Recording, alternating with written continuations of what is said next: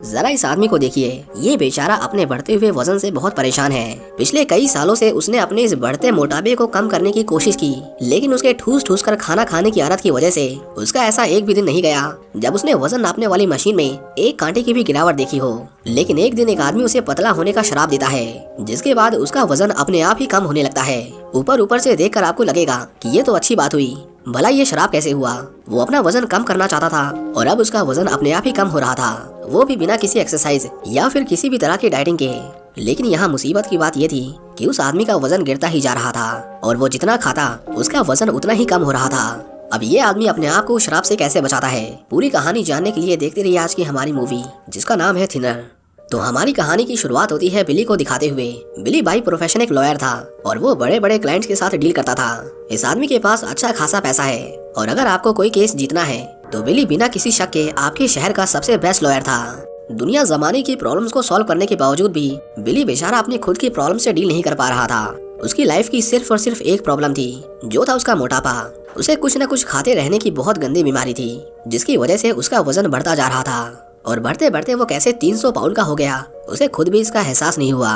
बिली के परिवार में थी उसकी वाइफ जिसका नाम हाइडी है और उसकी एक बेटी भी थी जिसका नाम लिंडा है। हाइडी भी अपने पति के इस खाते रहने की बीमारी से बहुत परेशान थी, इसलिए उसने एक डॉक्टर से कंसल्ट करके उनसे एक स्ट्रिक्ट सलाह मशवरा लेकर बिली को डाइट पर रखा था। इतना सब कुछ करने के बावजूद बस वो एक काम करना भूल जाती थी और वो था बिली को अपना वजन नापते हुए अपनी आंखों से देखना, क्योंकि बिली उसे अपना वेट उसके असली वेट से कम ही बताता था। वो मेहनत तो बहुत करता था, लेकिन उसकी सारी मेहनत का रिजल्ट 0 होता था, क्योंकि वो अपने खाने की आदत को कंट्रोल नहीं कर रहा था। खैर, उन सभी की लाइफ किसी न किसी तरह से कट रही थी, कम से कम उनके पास इज्जत और पैसा तो था। हम देखते हैं कि बिली पिछले कई महीनों से एक माफिया के लिए कोर्ट केस लड़ रहा था। इस माफिया बॉस का नाम रिची है और उसके ऊपर किसी के खून के संगीन इल्जाम थे। बिली बेशक आलसी और मोटा था, लेकिन एक काम उसे बहुत अच्छे से आता था और वो था कोर्ट में अपने क्लाइंट्स को डिफेंड करना। वो शब्दों के साथ खेलने में बहुत माहिर था और उसकी इसी खूबी के चलते बिली आखिर में रिची को उन मर्डर चार्जेस से सही सलामत निकाल लेता है। जज ने रिची को बेगुनाह कहा था और इसी के साथ उसके केस को वहीं पर क्लोज कर दिया जाता है। रिची बिली को थैंक यू कहता है, क्योंकि अगर उसकी जगह कोई और होता तो वो शायद अब तक किसी जेल में चक्की पीस रहा होता। एक दिन जब रोज की तरह बिली अपने ऑफिस जाता है तो वो देखता है कि कुछ जिप्सी लोगों ने उसके ऑफिस के पास जिप्सी फेयर लगा रखा था। जिप्सी उन लोगों को कहा जाता था जिनके खुद के कोई घर नहीं होते हैं और वो एक वैन में बैठकर एक शहर से दूसरे शहर घूमते रहते हैं। ये लोग मेला लगाकर अपनी ज्यादातर कमाई करते थे और उस मेले में वो काफी कुछ बेचते थे। काफी कुछ मतलब सच में काफी कुछ। लेकिन इस बार उन्होंने मेला लगाने के लिए जो जगह चुनी थी वो काफी गलत थी, क्योंकि उन्होंने कोर्ट के बाहर मेला लगाया था, जिससे वहाँ के जज और कुछ वकीलों को प्रॉब्लम थी। हम देखते हैं कि उनके ऑर्डर पर पुलिस उन लोगों को जबरन वहाँ से हटाने लगती है, जिसकी वजह से जिप्सी कम्युनिटी के लोग नाराज हो जाते हैं। हम यहाँ पर गीना नाम की एक लड़की को देखते हैं। वो काफी सुंदर थी और उसे देखकर काफी सारे वकील अपनी आंखें सेक रहे थे। बिली भी उसे देखकर थोड़ा थोड़ा शर्मा रहा था। गीना, जो उन लोगों को वहाँ से हटाए जाने से बहुत गुस्सा थी, वो बिली को अपना शरीर दिखाकर थोड़ा टीज करती है और जब बिली उसे देखकर लार टपका ही रहा था तभी गीना उस पर थूक कर वहाँ से चली जाती है। आखिर बिली को उससे क्या लेना देना, उसे तो आज रात अपनी वाइफ के साथ रिची की पार्टी में जाना था। हम देखते हैं कि पार्टी में भी बिली अपने खाने की लत के चलते जरूरत से ज्यादा खाने की कोशिश करता है, लेकिन क्योंकि हाइडी उसके साथ थी इसलिए वो उसे खाने से रोक लेती है। वो दोनों जब घर वापस आ रहे थे तो बिली हाइडी को बताता है कि उसे खाने की बहुत क्रेविंग हो रही है। वो कहता है कि पार्टी में तो तुमने मुझे खाने से रोक लिया, लेकिन उसे नहीं लगता कि वो ज्यादा दिन तक ऐसा कर पाएगी, क्योंकि वो 24 घंटे सिर्फ और सिर्फ खाने के बारे में सोचता रहता है।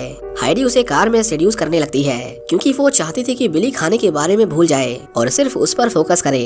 दूसरी तरफ हम एक बूढ़े आदमी को देखते हैं जो एक मेडिकल स्टोर पर अपनी दवाइयाँ लेने आया था। उसकी बेटी उसे कहती है कि उसे बहुत ठंड लग रही है, मैं बाहर जाकर अपना कोट लेकर आती हूँ। उसकी बेटी जैसे ही बाहर जाती है हम देखते हैं कि एक मनहूस इत्तेफाक के चलते बिली भी उसी रोड पर कार चला रहा था और क्योंकि उसका पूरा का पूरा ध्यान सिर्फ और सिर्फ उसकी वाइफ पर था, इसलिए जब उस बूढ़े आदमी की बेटी अचानक से उसकी कार के सामने प्रकट हो जाती है तो बिली समय रहते ब्रेक नहीं लगा पाता।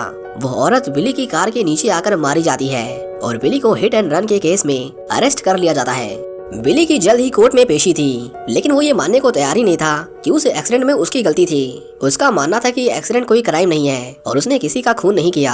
बिली एक शातिर वकील था। जब उसने बड़े बड़े क्रिमिनल्स को कोर्ट में बेगुनाह साबित किया था तो ये तो उसके लिए बहुत छोटी बात थी। हम देखते हैं कि कोर्ट का जज और एक पुलिस ऑफिसर बिली के पक्ष में फैसला सुनाते हैं, क्योंकि उन लोगों के दिल में उस बूढ़ी औरत के लिए कोई दया भावना नहीं थी। और आखिर हो भी कैसे, क्योंकि उस रात वो बूढ़ा आदमी और उसकी बेटी उस मेडिकल स्टोर में चोरी करते हुए पकड़े गए थे।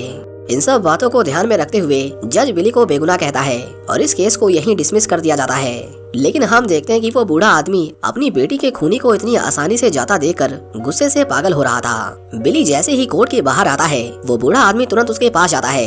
वो बिली के गालों पर अपना हाथ फेरता है और एक शब्द बोलकर वहाँ से चला जाता है। बिली को जरा भी एहसास नहीं था कि वो बूढ़ा आदमी उसे शराब देकर वहाँ से भाग रहा था, जो आने वाले कुछ हफ्तों में उसकी जिंदगी बद से भी बदतर कर देगा। इसके अगले दिन बिली जब हर रोज की तरह अपना वजन नापता है तो वो देखता है कि उसका वजन 40 पाउंड कम हो गया था। वो ये देखकर बहुत हैरान था, क्योंकि उसने अपनी जिंदगी में आज से पहले अपने वजन में इतनी बड़ी गिरावट कभी नहीं देखी थी। खैर, उसे इस बात की इतनी भी ज्यादा हैरानी नहीं होती। उसे लगा कि ये सब उसकी डाइट का कमाल है। वो इतने महीनों से उसे फॉलो कर रहा है, कभी ना कभी तो उसे अपना असर दिखाना ही था।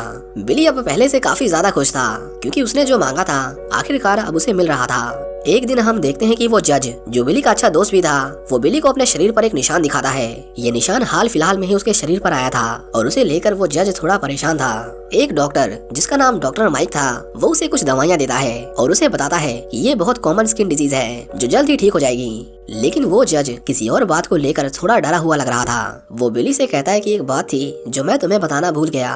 वो कहता है कि तुम्हारे हिट एंड रन केस का फैसला सुनाने के बाद उस बुढ़िया का बाप मेरे पास आया था और उसने मुझे छूकर कुछ शब्द बोले थे। बिली को याद आता है कि उस बूढ़े आदमी ने भी उसके साथ भी कुछ ऐसा ही किया था, लेकिन वो दोनों उस पर इतना ध्यान नहीं देते। अगले दिन हम देखते हैं कि बिली का वजन 30 पाउंड और कम हो गया था और इस बार वो भी थोड़ा डर गया था, क्योंकि किसी भी इंसान का शरीर इतनी जल्दी इतना सारा वेट लूज नहीं करता। बिली अब इतना पतला हो गया था कि अब उसे उसके कपड़े फिट नहीं आ रहे थे, इसीलिए उसे अपने लिए नए कपड़े सिलवाने पड़ते हैं। हाइडी, जो हर रोज उसके वेट की सारी जानकारी रखती थी, वो देखती है कि बिली का वजन कम होना रुकने का नाम नहीं ले रहा था। वो उसे तुरंत डॉक्टर के पास चलकर एक हेल्थ चेकअप कराने को कहती है, क्योंकि उसे डर था कि कहीं उसे कैंसर तो नहीं। बिली ये सुनकर गुस्सा हो जाता है, क्योंकि वो हमेशा उसे इनसिक्योर फील कराती थी। जब वो मोटा था तो उसे लगता था कि कहीं उसे हार्ट अटैक ना जाए, और जब वो किसी तरह पतला हो रहा है तो उसे लगता है कि अब उसे कैंसर है। वो कभी उससे बहस में नहीं जीत सकता। हाइडी उसे कहती है कि उसके लिए ना सही, लेकिन उसे एक बार अपनी बेटी के लिए हेल्थ चेकअप करवा लेना चाहिए। इसके बाद बिली जब हेल्थ चेकअप के लिए डॉक्टर माइक के पास जाता है तो उसे पता चलता है कि उसका शरीर एकदम ठीक था। उसकी बॉडी में किसी भी चीज की कमी नहीं थी। उसका हार्ट रेट, कोलेस्ट्रॉल, बीपी सब कुछ नॉर्मल था और उसे कैंसर तो बिल्कुल नहीं था। बिली अपने खाने की लत की वजह से वो पूरा दिन खाता रहता था और वो अपने वजन को बढ़ाने के लिए अब पहले से ज्यादा खाने लगा था। हाइडी उसे कहती है कि उसे अपने खाने पर कंट्रोल करना चाहिए और ये सुनकर बिली और गुस्सा हो जाता है। वो कहता है कि वो हर दिन इतना खाता रहता है, फिर भी उसका वजन हर दिन 20 पाउंड कम हो रहा है। वो कहता है कि मैंने परसों बस एक बार लंच नहीं किया था और उसी दिन उसका 50 पाउंड वजन कम हो गया, और तुम कह रही हो कि मैं खाना बंद कर दूं। बिली उस पर उस दिन के एक्सीडेंट को लेकर गुस्सा था, क्योंकि उस एक्सीडेंट के बाद से ही उसके साथ ये सब हो रहा था। हर बार की तरह इस बार भी बिली अपनी गलती नहीं मानता और हाइडी को कहता है कि अगर उस रात तुम मेरे साथ कार में नहीं होती तो वो बुढ़िया आज भी जिंदा होती। बिली अपने हेल्थ के बारे में जानने के लिए डॉक्टर माइक के पास जाता है और वहाँ जाकर वो देखता है कि उसके जज दोस्त की वाइफ एक टेबल पर अकेले बैठकर रो रही थी। वो भी डॉक्टर माइक से मिलने आई थी। बिली उसे पूछता है कि वो इतनी उदास क्यों है, क्या जज की तबीयत खराब है? वो कहीं दिखाई नहीं दे रहा। माइक उसे कहता है कि उसकी बहन का एक्सीडेंट हो गया है, इसलिए वो उसे मिलने गया है। लेकिन बिली जानता था कि जज की कोई बहन नहीं है, इसका मतलब माइक उसे झूठ बोल रहा था। उस रात वो अपने दोस्त के घर जाता है ये देखने के लिए कि ऐसा क्या हुआ कि उसने कोर्ट में आना ही बंद कर दिया। पहले तो उस जज की वाइफ बिली को वहाँ से जाने के लिए कहती है, लेकिन जब बिली उसे बताता है कि उसके साथ भी कुछ दिनों से ऐसा कुछ हो रहा है जो उसके साथ पहले कभी नहीं हुआ, तो वो उसे अंदर आने देती है। बिली उसे बताता है कि उसने पिछले 2 हफ्तों में अपना 100 पाउंड वजन लूज कर दिया है। जिसके बाद उस जज की वाइफ बिली से पूछती है कि क्या तुम्हें भी उस बूढ़े आदमी ने छुआ था? वो कहती है कि अगर उसने तुम्हें छुआ है तो कुछ दिनों में तुम्हारे साथ भी वही होगा जो आज मेरे पति के साथ हो रहा है। वो कहती है कि वो आदमी लोगों को शराब देता है। एक रात वो अचानक से ही उनके सामने आ गया और उसने कैरी को छूकर एक शब्द बोला, जिसके बाद से ही उनकी तबीयत खराब है और उनके शरीर का वो हाल हो चुका है कि वो अब किसी से मिलने भी नहीं जाते। बिली उसे कहता है कि जिप्सी कर्स जैसी कोई चीज नहीं होती, और ये सुनकर वो बिली के ऊपर गुस्सा हो जाती है, क्योंकि उसने जो अपनी आंखों से देखा था उसकी सच्चाई उसके शब्दों में नजर आ रही थी। वो बिली से कहती है कि ये सब तुम्हारी वजह से हुआ है। अगर तुमने उस दिन उस बूढ़े आदमी की बेटी को नहीं मारा होता तो आज ये सब नहीं होता। वो बिली को अपने पति की इस हालत का जिम्मेदार ठहराती है और उसे घर से धक्के मारकर बाहर निकाल देती है। बिली भी अब डरा हुआ था क्योंकि उसके साथ भी पिछले कुछ दिनों से ऐसा कुछ हुआ था जो उसके साथ पहले कभी नहीं हुआ। वो तुरंत अपने क्लाइंट रिची के पास फोन करता है। वो रिची से पूछता है कि क्या वो जिप्सी कर्स जैसी चीजों पर विश्वास करता है। अब रिची के लिए एक लॉयर के मुंह से ऐसी बातें सुनना थोड़ा अजीब था, पर वो फिर भी कहता है कि वो इन बातों पर विश्वास नहीं करता। बिली फोन काटने ही वाला था कि तभी रिची उसे कहता है कि मैं एक बार अपनी माँ से इसके बारे में पूछता हूँ। रिची की माँ उसे बताती है कि जिप्सी कर्स सच में होता है और उस शराब को वही वापस ले सकता है जिसने वो शराब दिया था। बिली अपनी वाइफ को बताता है कि ये जो मेरे साथ हो रहा है ये कोई बीमारी नहीं है और अब उसे इस बात पर पूरा यकीन है। हाइडी उसे कहती है कि तुम बार बार उसी बात को लेकर बैठ जाते हो। उसका मानना था कि ये एक मेडिकल कंडीशन है और इसका इलाज किया जा सकता है। बिली अपनी वाइफ पर बहुत गुस्सा था क्योंकि वो उसकी सुनने को तैयारी नहीं थी, पर तभी उसे याद आता है कि उसके केस में सिर्फ वो जज ही उसके साथ नहीं मिला हुआ था बल्कि ऑफिसर डंकन ने भी उसके लिए झूठी गवाही दी थी। उसे अब डर था कि कहीं उस बूढ़े आदमी ने उसके साथ भी वही ना किया हो जो उसने उन दोनों के साथ किया था। डॉक्टर्स बिली को झूठा दिलासा देने की कोशिश कर रहे थे, पर बिली अब समझ गया था कि अब उसे क्या करना है। एक रात वो ऑफिसर डंकन से मिलने जाता है। बिली उसके घर के सामने काफी देर तक खड़े होकर बेल बजाता है, लेकिन उसे अंदर से कोई जवाब नहीं आता। बिली उसे कहता है कि उसे डरने की कोई जरूरत नहीं, उसे पता है कि जज के साथ क्या हुआ है। कुछ देर बाद डंकन उसके लिए गेट खोल देता है और उसे अंदर आने के लिए कहता है। हम देखते हैं कि डंकन का आधा शरीर किसी बलून की तरह फूल गया था। वो बिली से कहता है कि देखो तुम्हारी मदद करने के लिए मुझे क्या इनाम मिला है। मेरी तो इसमें कोई बड़ी गलती भी नहीं थी, लेकिन फिर भी उस बूढ़े आदमी ने मुझे शराब दे दिया। बिली उसे कहता है कि हमने जो कुछ भी किया वो बस एक एक्सीडेंट था और कोई अपने गुनाहों की इतनी बुरी सजा का हकदार नहीं होता। वो कहता है कि मैं उस आदमी को ढूंढ लूंगा और हम उसे समझाएंगे कि वो अपने शराब को वापस ले ले। डंकन ये सुनकर उस पर हंसने लगता है। वो कहता है कि तुम्हें लगता है कि वो ऐसा करेगा? उसने हमें ये शराब दिया ही इसलिए था ताकि हम उसके पास गिड़गिड़ाते हुए जाएं और उससे माफी की भीख मांगे। वो कहता है कि वो बुढ़ा हमें कभी माफ नहीं करेगा और इतना कहकर वो ड्रॉअर से अपनी गन निकालता है। वो कहता है कि मैं चाहता हूँ कि तुम उसे ढूंढो और जब वो तुम्हें मिल जाए तो तुम उसे मार देना। बिली उसे समझाने की कोशिश करता है कि उसे मारना उनकी प्रॉब्लम्स का सलूशन नहीं है, लेकिन डंकन उसे जबरदस्ती वो बंदूक देने लगता है, जिसके बाद बिली को वहाँ से मजबूरन उठकर जाना पड़ता है। बिली जैसे ही थोड़ी दूर जाता है उसे डंकन के घर से गोली चलने की आवाज आती है, जिसका मतलब ये था कि उसने खुदकुशी कर ली थी। बिली दोबारा उसे देखने तक नहीं जाता क्योंकि उसे जल्द से जल्द उस बूढ़े आदमी को ढूंढना था और वो नहीं चाहता था कि पुलिस को उस पर जरा भी शक हो। बिली जब अपने घर आता है तो वो देखता है कि डॉक्टर माइक उसके घर से बाहर आ रहा था। माइक का देर रात को उसके घर पर इस तरह आना उसके दिमाग में शक पैदा कर देता है कि कहीं उसकी वाइफ और डॉक्टर माइक का एक्स्ट्रा मैरिटल अफेयर तो नहीं चल रहा। वो अब अपनी वाइफ से भी बहुत गुस्सा था और उसके हर एक सवाल का जवाब गुस्से में देने लगा था। अगले दिन हम देखते हैं कि डंकन के घर वालों को उसकी लाश घर में पड़ी हुई मिल जाती है और उसकी हालत बहुत बुरी थी। पूरा पुलिस डिपार्टमेंट उसके लिए इकट्ठा होता है और पूरे सम्मान के साथ डंकन का अंतिम संस्कार किया जाता है। इसी बीच माइक बिली से कहता है कि उसे दोबारा से क्लिनिक जाकर अपनी दवाइयों पर ध्यान देना चाहिए, लेकिन बिली दोबारा उस जगह जाकर अपना टाइम खराब नहीं करना चाहता था। बिली इस बात से बहुत गुस्सा था कि उसकी खुद की वाइफ अपने खुद के पति पर विश्वास करने से ज्यादा उस डॉक्टर की बातों पर ज्यादा विश्वास कर रही थी, ये जानते हुए भी कि उसके साथ जो हो रहा है वो बिल्कुल भी नॉर्मल नहीं था। बिली को पता चलता है कि जिस औरत को उसने मारा था वो उस बूढ़े आदमी की बेटी थी। उसे पहले तो अपनी आंखों पर यकीन नहीं होता कि वो बुढ़ा 106 साल का था, लेकिन उसने जो उसके साथ किया था उसके सामने तो ये बहुत छोटी चीज थी। और उसे ये भी पता चलता है कि कोर्ट के बाहर जो लड़की उसे इशारे कर रही थी वो उस बूढ़े आदमी की ग्रैंड डॉटर थी। बिली का दोस्त उसे कहता है कि ये लोग सीजन खत्म होते ही तुम्हें पास के ही एक शहर में मिल जाएंगे, लेकिन बिली के पास इतना समय नहीं था क्योंकि वो दिन ब दिन पतला होता जा रहा था। इसके बाद जब बिली दोबारा अपने घर आता है तो वो देखता है कि एक बार फिर से माइक की कार उसके घर के बाहर खड़ी थी। वो जब चुपके से अपने घर के अंदर आता है तो वो देखता है कि माइक और उसकी वाइफ आपस में बात कर रहे थे। वो दोनों किसी कोर्ट केस के बारे में बात कर रहे थे।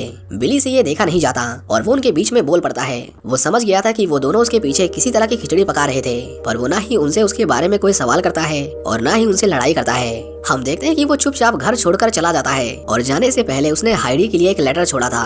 उसने उस लेटर में लिखा था कि वो उस बूढ़े आदमी को ढूंढने जा रहा है, वो जल्द ही वापस लौट आएगा और अगर उसके और माइक के बीच में कुछ चल रहा है तो उसके आने से पहले उन दोनों के बीच में सब कुछ खत्म होना चाहिए। बिली जब अपने दोस्त की बताई हुई लोकेशन पर पहुंचता है तो वो देखता है कि जिप्सी लोग वहां से एक दिन पहले ही जा चुके थे। जिस जगह पर वो लोग रुके थे उस जगह के मालिक से बिली पूछता है कि वो लोग कहाँ गए। वो आदमी बिली को बता तो देता है कि वो लोग किस ओर गए हैं, लेकिन उसके बाद वो बिली से $800 मांगता है। वो बिली की मजबूरी का फायदा उठा रहा था क्योंकि बिली के जाने के बाद हाइडी ने उसके मिसिंग के पोस्टर छपवाए थे और उसका पता देने वाले पर $5000 का इनाम भी रखा था। ऑनर समझ गया था कि ये आदमी अपनी मर्जी से अपना घर छोड़कर आया है और ये नहीं चाहता कि ये पकड़ा जाए, इसलिए वो बिली की मजबूरी का पूरा फायदा उठाता है। इसके बाद बिली अपनी रात गुजारने के लिए एक होटल में जाता है लेकिन जब वो कार को पार करके ऊपर जा रहा था तभी वो दीवार पर एक पोस्टर देखता है। वो पोस्टर उन जिप्सी लोगों के मेले का था। बिली बिल्कुल भी इंतजार नहीं करता और वो भाग कर उनके पास जाता है। हम देखते हैं कि वो बूढ़ा आदमी और गीना वहाँ पर लोगों को एंटरटेन कर रहे थे। वो बूढ़ा आदमी तो उन लोगों की जिंदगी नर्क बनाकर उन्हें मानो जैसे भूल ही गया था। बिली देखता है कि वो अकेला नहीं था जिसे उस आदमी ने पतला होने का श्राप दिया था। उसके जैसे और भी बहुत सारे लोग थे जो पतले होते होते इतने पतले हो गए कि उन लोगों का शरीर एक डॉल बन गया था और वो जिप्सी लोग उन्हीं डॉल्स को मेले में बेचा करते थे। गीना जब बिली को देखती है तो वो उसे मारने के लिए उसका पीछा करती है। इससे पहले वो उन लोगों के हाथ लगता हम देखते हैं कि एक आदमी बिल्कुल सही समय पर बिली को वहाँ से भगा कर ले जाता है। ये आदमी कोई और नहीं बल्कि वही जज था और वो भी उस बूढ़े आदमी को ढूंढ रहा था। लेकिन हम देखते हैं कि वो लोग उनका पीछा नहीं छोड़ते। वो बुढ़ा मतलब 106 साल का वो बूढ़ा ट्रक चलाकर उन दोनों का पीछा करता है और वो दोनों उन ट्रक्स के नीचे कुचलकर मारे जाते हैं। लेकिन ये कहानी यहीं पर खत्म नहीं होती क्योंकि हम देखते हैं कि ये सब बिली का एक बुरा सपना था। उसकी जैसे ही नींद खुलती है तो वो बहुत घबराया हुआ था और तभी उसके फोन पर किसी का फोन आता है। बिली को पता चलता है कि उसका दूसरा दोस्त यानी वो जज जो काफी दिनों से उस शराब से जूझ रहा था उसने आखिर में तंग आकर सुसाइड कर लिया। बिली उसके लिए बहुत दुखी था लेकिन उसने फैसला कर लिया था कि चाहे कुछ भी हो जाए वो सुसाइड नहीं करेगा और अगर उसे मरना ही है तो वो उस बूढ़े को मारकर ही मरेगा। बिली पूरे शहर में उस बूढ़े आदमी की तलाश करता हुआ एक बार में आता है। खुशकिस्मती से उसे वहाँ पर एक आदमी मिल जाता है जो उन लोगों के बारे में थोड़ा बहुत जानता था। वो बिली को बताता है कि उसे एग्जैक्टली नहीं पता कि वो लोग कहाँ गए होंगे लेकिन वो जहाँ भी जाते हैं हमेशा कुछ न कुछ बजाते हुए जाते हैं। वो उसे एक एड्रेस देता है जहाँ पर उसने उन लोगों को आखिरी बार देखा था। बिली जब उस जगह पर जाता है तो वो देखता है कि उन जिप्सी लोगों की पूरी टोली वहीं पर बैठकर अपनी रात काट रहे थे। बिली जब उन लोगों के पास जाता है तो सभी लोग उसे देखकर खड़े हो जाते हैं। सभी उसके बारे में जानते थे क्योंकि बिली ने उनकी फैमिली में किसी करीबी की जान ली थी। गीना जैसे ही उसे देखती है तो वो उस पर थूक कर उसकी इंसल्ट करती है और उसे वहाँ से जाने के लिए कहती है। वो बिली को शैतान कहते हैं क्योंकि उसने गीना की माँ का खून किया था। लेकिन बिली उन्हें अपने शरीर की दुर्दशा दिखाकर उनसे रहम की भीख मांगता है। वो कहता है कि ये सब करने से उसकी माँ वापस नहीं आने वाली। उस दिन जो कुछ भी हुआ वो बस एक एक्सीडेंट था। वो बूढ़ा आदमी बिली को कहता है कि वो तुम्हारी गलती थी कि तुमने मेरी बेटी को सड़क से गुजरते हुए नहीं देखा और वो दोनों तुम्हारे दोस्त उन्होंने पूरी कोशिश की कि तुम्हें जेल ना जाना पड़े। उन्होंने तुम्हें सुरक्षित रखना चाहा ये जानते हुए भी कि तुमने गलत किया था। बिली कहता है कि वो दोनों मर चुके हैं और क्या तुम्हें लगता है कि उनके मरने से तुम्हारी बेटी वापस आ जाएगी। वो कहता है कि तुमने मेरे साथ जो कुछ भी किया वो गलत है, वो ये डिजर्व नहीं करता। पर वो बूढ़ा आदमी बिली को समझाता है कि इंसाफ सही या गलत नहीं देखता, इंसाफ इंसाफ होता है और तुम्हारे दोस्तों के साथ जो हुआ और तुम्हारे साथ जो होगा वो भी इंसाफ है, इंसाफ जो तुम्हारा कानून नहीं कर पाया। बिली उसे कहता है कि तुम्हें जस्टिस के बारे में उतना ही पता है जितना मुझे टरबाइन इंजन के बारे में। मतलब वो कहना चाहता था कि वो अपनी पावर्स का गलत इस्तेमाल कर रहा है। लेकिन वो बूढ़ा आदमी बिली से कहता है कि वो अपने शराब को वापस नहीं लेने वाला, वो उन्हीं शब्दों के साथ मर जाएगा लेकिन कभी उसे आजाद नहीं करेगा। हम देखते हैं कि बिली उसके पैरों पर गिर जाता है और उससे माफी की भीख मांगने लगता है। लेकिन वो बूढ़ा आदमी उसे कहता है कि यहाँ से चले जाओ, नहीं तो इस बार वो उसे ऐसा शराब देगा कि तुम्हें पहले वाला शराब उसके मुकाबले एक वरदान लगने लगेगा। बिली उस पर बहुत ज्यादा गुस्सा था। वो कहता है कि तुम जानते नहीं हो कि मैं क्या कर सकता हूँ। बिली उसे और उसके परिवार को शराब देता है और कहता है कि एक दिन तुम लोग मुझसे भी बेकार मौत मरोगे। लेकिन सभी जिप्सी लोग उसकी बातों को सुनकर हंसने लगते हैं क्योंकि बिली एक आम इंसान था और उसके शब्दों की कोई वैल्यू नहीं थी। उनके बार बार समझाने पर भी बिली वहाँ से जाने को तैयार नहीं था। इसीलिए गीना एक स्लिंग शॉट से उस पर हमला करती है। बिली का शरीर इतना कमजोर हो गया था कि वो उसके हमले को झेल नहीं पाता और उसके हाथ में एक बड़ा सा छेद हो जाता है। बिली वहाँ से भाग तो जाता है लेकिन उसके हाथ से खून रुकने का नाम ही नहीं ले रहा था। बिली मदद के लिए रिची को फोन करता है क्योंकि एक वही था जो उसकी सुन रहा था। रिची को जब पता चलता है कि उसे चोट लगी है तो वो तुरंत उसकी मदद के लिए उसके पास एक डॉक्टर भेजता है। बिली ने किसी तरह अपने हाथ पर कपड़ा लगाकर अपने खून को बहने से रोक तो लिया था लेकिन उसे तुरंत इमरजेंसी मेडिकल केयर की जरूरत थी। रिची का भेजा हुआ डॉक्टर जब बिली की हालत देखता है तो वो भी उसे तुरंत ही एडमिट होने की सलाह देता है। डॉक्टर को उसे अपनी खुद की मेडिसिन तक देनी पड़ती है क्योंकि अगर उसका खून ऐसे ही बहता रहता तो उसे कार्डियक अरेस्ट भी आ सकता था। हम देखते हैं कि अगले दिन रिची खुद उसे मिलने आता है और जब वो बिली की हालत देखता है तो उसे अपनी आंखों पर यकीन नहीं होता। वो कहता है कि अगर तुम्हारी ये हालत थी तो तुम्हें मुझे बहुत पहले ही बुला लेना चाहिए था। रिची बिली को बताता है कि सिर्फ यही चीज नहीं है जो तुम्हारे साथ बुरी हो रही है। वो उसे बताता है कि तुम्हारे गायब होने के बाद से ही डॉक्टर माइक और तुम्हारी पत्नी तुम्हें पागल प्रूफ करने की अपनी पूरी कोशिश कर रहे हैं ताकि वो तुमसे कानूनी तौर पर पीछा छुड़ा सकें। बिली अब समझ गया था कि माइक उसे बार बार क्लिनिक भेजने पर इतना जोर क्यों डाल रहा था और हाइडी क्यों उसकी बातों पर विश्वास नहीं कर रही थी। उसका शक अब यकीन में बदल गया था और वो फैसला करता है कि अगर वो बच गया तो वो हाइडी को उसके किए की सजा देगा। इसके बाद वो दोनों रात होते ही उन जिप्सी लोगों के ठिकाने पर जाते हैं। रिची जानना चाहता था कि ये लोग कब और कहाँ जाते हैं ताकि वो सही मौके की तलाश करके उन पर हमला कर सके। बिली उसे कहता है कि हम किसी को चोट नहीं पहुँचाने वाले, हमें बस उस बुढ़े को समझाना है कि वो अपना कर्ज उस पर से वापस ले ले। वह रिची उसे कहता है कि अगर उसने उससे ये सवाल दोबारा पूछा तो वो शायद उसकी मदद न कर सके क्योंकि रिची एक गैंगस्टर था और उसका काम ही था लोगों को नुकसान पहुंचाना। हम देखते हैं कि रिची एक लड़की को उन लोगों पर नजर रखने के लिए कुछ पैसे देता है, जिसके बाद वो कुछ दिन इंतजार करते हैं। बिली की हालत अब और खराब हो चुकी थी और अब वो सिर्फ और सिर्फ रिची के भरोसे था। एक दिन उन्हें उस लड़के का फोन आता है और वो रिची को अंदर की सारी जानकारी देता है, लेकिन उसे ये नहीं पता था कि गीना ने उसे देख लिया था। उस लड़के के फोन काटने के बाद वो लोग उसे पकड़ लेते हैं और उसे उस बूढ़े आदमी के पास लेकर जाते हैं। रिची जब अपने हथियार तैयार कर रहा था तभी बाहर बिली एक अनजान कार को देखता है। वो दोनों जब उस कार के अंदर झांकते हैं तो उन्हें उसके अंदर उस लड़के की लाश मिलती है, जिसे रिची ने उन लोगों की जासूसी करने के लिए पैसे दिए थे। रिची अब गुस्से से आग बबूला हो गया था क्योंकि उन लोगों ने उसके आदमी को मारा था। बिली उसे कहता है कि अब हमें उसे छोड़ देना चाहिए, कहीं वो लोग तुम्हारा भी वही हाल ना करें जो उन्होंने मेरा और मेरे दोस्तों का किया है। लेकिन रिची किसी से डरने वालों में से नहीं था। हम देखते हैं कि वो देर रात को उनके पास जाता है और उन लोगों पर अंधाधुंध गोलियां चलाने लगता है। इस गोलीबारी में गीना के पति की मौत हो जाती है और उसकी लाश के पास उन्हें एक लेटर मिलता है जिस पर रिची ने लिखा था कि वो उसके दोस्त से उस शराब को हटा दे, नहीं तो वो उन्हें ऐसे ही मारता रहेगा। अगले दिन उस जगह पर फर्दर इन्वेस्टिगेशन के लिए पुलिस आती है, लेकिन उनमें से किसी को भी नहीं पता था कि उन पुलिस वालों के बीच में रिची भी घुसपैठिया बनकर छुपा हुआ था। रिची गीना को बिली की पुरानी फोटो दिखाकर कहता है कि हमें कल रात को हुए इस हमले को लेकर इस आदमी के ऊपर शक है। वो कहता है कि ये आदमी फिलहाल हमारी कस्टडी में है, लेकिन उसकी पहचान के लिए हमें आप में से किसी की जरूरत है। गीना पहचान के लिए रिची के साथ जाती है, लेकिन रिची उसे झूठ बोलकर अपने साथ एक सुनसान घर में लेकर जाता है जहाँ पर उसके अलावा और कोई नहीं था। रिची उसे भी मारने वाला था, लेकिन बिली उसे ऐसा करने से मना करता है। रिची गीना से कहता है कि वो उस बुढ़े को उस शराब को वापस लेने के लिए बोले, नहीं तो अगला नंबर उसका होगा। वो कहता है कि तुम उसे बता देना कि बिली उसे आज शाम लाइट हाउस के पास मिलेगा, और इतना कहकर वो गीना के सिर पर एक एसिड की खुली बोतल रखकर वहाँ से भाग जाता है। गीना बड़े ध्यान से उस एसिड की बोतल को अपने सिर से हटाती है, लेकिन उसके आने से पहले वो दोनों वहाँ से भाग चुके थे। शाम होते ही रिची बिली को लाइट हाउस के पास जाकर बैठने को कहता है। वो कहता है कि तुम डरो मत, वो बुढ़ा इस बार जरूर आएगा। जिसके बाद बिली एक बेंच पर बैठकर उसका इंतजार करने लगता है। कुछ देर बाद वहाँ पर वो बूढ़ा आदमी सच में आ जाता है। वो बिली की आंखें खोलता है और उसे होश में आने के लिए कहता है। बिली की हालत बहुत खराब हो गई थी, इतनी खराब कि वो कुछ ही घंटों में मर जाता। वो बूढ़ा आदमी उसे कहता है कि तुमने जो मेरी बेटी के साथ किया वो बहुत गलत था। जरा सोचो, अगर वही उसकी बेटी के साथ हुआ होता तो वो क्या करता। बिली उसे कहता है कि वो दोनों में से किसी का बुरा नहीं चाहता, उसे अपनी गलती का एहसास है, लेकिन वो इस तरह मरना नहीं चाहता। वो बूढ़ा आदमी बिली के लिए एक पाई लाया था। वो बिली के हाथ को काट कर उसके खून को उस पाई में मिला देता है और कहता है कि तुम फिर से पहले जैसे हो जाओगे, और ये सब इतना जल्दी होगा कि तुम्हें इसका एहसास भी नहीं होगा। लेकिन तुम्हें जितनी जल्दी हो सके इस पाई को किसी और को खिलाना होगा, तभी तुम शराब को अपने ऊपर से पूरी तरह से हटा सकते हो। लेकिन वो बिली को ये भी बताता है कि जो कोई भी उस पाई को खाएगा उसकी बहुत दर्दनाक मौत होगी। जाते जाते वो बिली को एक सुझाव देता है। वो कहता है कि तुम इस पाई को क्यों नहीं खा लेते, तुम पतले होकर मरोगे, लेकिन वो मौत इतनी दर्दनाक नहीं होगी। बिली उसे कहता है कि तुम्हारा मुझ पर एहसान यहीं पर खत्म हुआ, अब मैं दोबारा तुम्हारी शक्ल कभी नहीं देखना चाहता, और इतना कहकर वो वहाँ से चला जाता है। हम देखते हैं कि बिली का वजन फिर से बढ़ने लगा था और वो धीरे धीरे ठीक होने लगता है। बिली अपनी बेटी को फोन करता है और उसे बताता है कि आज वो वापस लौट रहा है, लेकिन वो इसके बारे में अपनी माँ को ना बताए। वो उन्हें सरप्राइज देना चाहता है। बिली अपनी इस हालत का जिम्मेदार हाइडी को मानता था, इसलिए उसने फैसला कर लिया था कि वो इस पाई को हाइडी को खिलाकर उसे मार देगा। इसके बाद वो देर रात को अपने घर आता है। जब हाइडी उसे देखती है तो वो बहुत खुश होती है, लेकिन सिर्फ बिली ही जानता था कि वो कितनी बड़ी चीटर है। बिली उसे कहता है कि वो वापस लौट आया है और अब वो कहीं नहीं जाएगा। वो कहता है कि वो उसके लिए एक पाई लेकर आया है, तुम जाकर उसे खा लो।